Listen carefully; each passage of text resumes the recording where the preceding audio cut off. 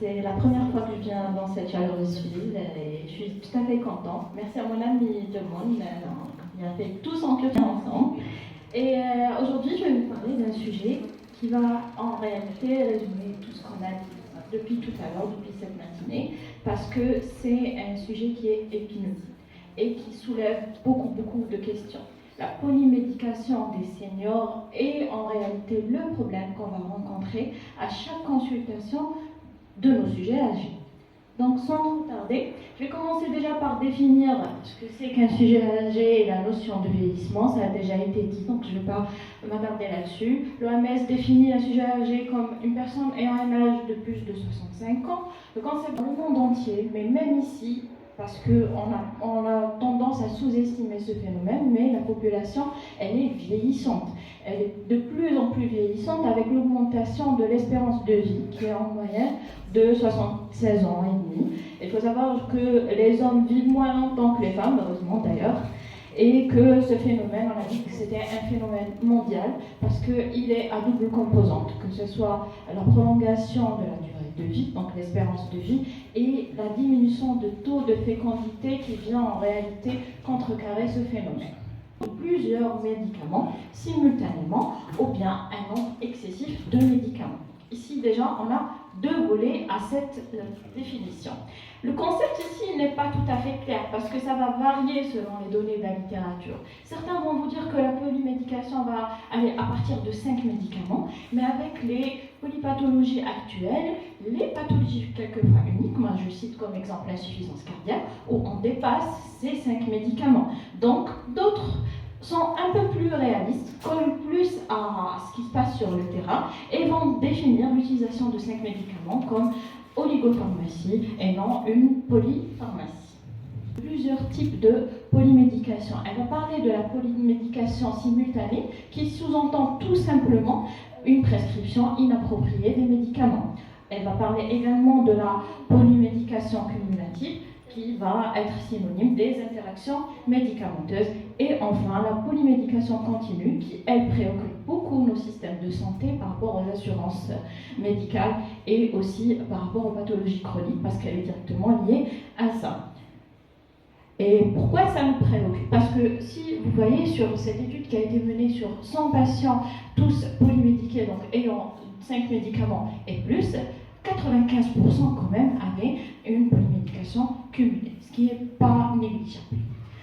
Deuxième approche, c'est l'approche qualitative. Donc, ce sont en réalité les modalités de prescription suboptimales. On va, les autorités de santé, c'est en bagarre, continue avec nous. Et en partie parce qu'on a une polymédication de nos sujets âgés qui, eux, représentent la population la plus consommatrice de médicaments et aussi la plus mal prise en charge. Je passe à un autre concept qui est un concept très important à connaître parce que la polymédication va être majorée. En réalité, il y a deux responsables. Il y a la part du patient. Le patient, c'est une situation, c'est un état, c'est un cas, et qui va avoir beaucoup de facteurs qui sont liés à cet état. On aura la polypathologie qui vient avec le concept de vieillissement, indépendamment de l'âge. On aura quelquefois une exacerbation ou la survenue d'une pathologie aiguë qui vient un peu déséquilibrer les choses. On aura une mauvaise compréhension, une inobservance du traitement et la fragilité qui va de pair avec la notion de vieillissement. Après, il y a notre part, notre responsabilité à nous en tant que médecins, et qui est une appréciation en général insuffisante de l'état de nos patients. Il faut adapter la forme galénique à l'état ou la qualité de vie du patient. Donc tout ça, c'est des facteurs à intégrer dans notre prescription qui sont physiologiques. On a un tube digestif qui absorbe moins bien.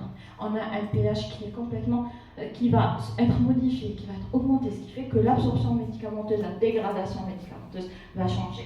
On aura une mauvaise distribution des graisses. L'absorption également ici va être modifiée. On aura un métabolisme hépatique, surtout par rapport aux enzymes ou bien au cytochrome P450 qui est présent dans tous les métabolismes des médicaments, qui va être diminué. Et enfin, le phénomène le plus important, c'est l'élimination rénale, parce qu'elle représente la voie d'élimination majoritaire de pratiquement une grande partie, on va dire un grand pourcentage des médicaments, et que le débit de filtration glomérulaire, indépendamment de tous les autres facteurs de risque, va diminuer avec l'âge, que ce soit par rapport au capital glomérulaire ou par rapport aux autres systèmes qui interviennent avec ça. L'état psychogène de nos patients âgés. C'est des patients qui communiquent mal, qui sont souvent mal compris et qui ont des phénomènes sociologiques importants et qu'on a tendance à négliger avec le temps.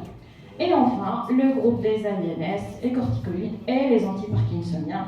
Les aliénès, ça vient d'être soulevé, c'est tout à fait une consultation différente des autres. C'est une consultation qui prend plus de temps, où on doit être plus attentif et on doit apprendre à interpréter les signes que présentent nos patients âgés. Va illustrer l'augmentation du nombre de maladies chroniques par rapport à l'âge. Et vous voyez la cassure de la courbe où ça commence vraiment à doubler. Quelquefois, on peut arriver à 8 comorbidités à la fois avec les pathologies chroniques avec l'âge. Oh non, ça va de soi. On aura une augmentation de la prescription médicamenteuse. Donc c'est une relation tout à fait proportionnelle. Et sur ce tableau, on va attirer l'attention sur les classes thérapeutiques les plus prescrites et qui sont essentiellement des traitements contre les maladies cardiovasculaires. Où, à partir de 70 ans, on a presque la moitié des patients qui ont une polymédication. Alors, on arrive à la problématique sur laquelle on va parler, c'est comment on va gérer cette histoire de polymédication. Il y a en réalité plusieurs outils qui ont été des critères implicites. La différence, c'est que pour que ça ne soit pas tout à fait compliqué, les critères explicites, c'est des critères qui sont rigides, c'est-à-dire qui sont reproductibles et qu'on peut utiliser uniformément chez tous nos patients. Et ça se représente implicite. C'est des critères qui sont plus souples et qui sont principalement fondés sur le jugement clinique. Donc ça vous laisse une bonne appréciation. C'est-à-dire que vous, avec votre collègue, vous pouvez ne pas avoir la même approche. L'essentiel, c'est que votre approche soit centrée sur votre patient et individualisée selon ses besoins à lui. Alors, il y a une possibilité aussi d'évaluer le risque iatrogénique. C'est un score de risque de survenue d'événements indésirables. Choisir la bonne classe pour nos patients, adapter la posologie, éduquer le patient et son entourage, et aussi planifier le suivi de nos patients. Donc, je conclus pour dire que la prise en charge du sujet âgé et la prescription médicamenteuse, c'est une responsabilité qu'a le médecin envers son patient et que ce n'est pas tout à fait souvent facile à faire. Les vont venir interférer avec cette prise en charge. Il faut bien penser cette prescription médicamenteuse, ne pas hésiter à demander de l'aide et aussi à revoir ces prescriptions-là. Toujours évaluer le rapport bénéfice-risque et évaluer l'état et la qualité de vie du patient pour individualiser au maximum notre prescription médicamenteuse. Et je vous remercie. Merci madame. Je vous laisse la parole.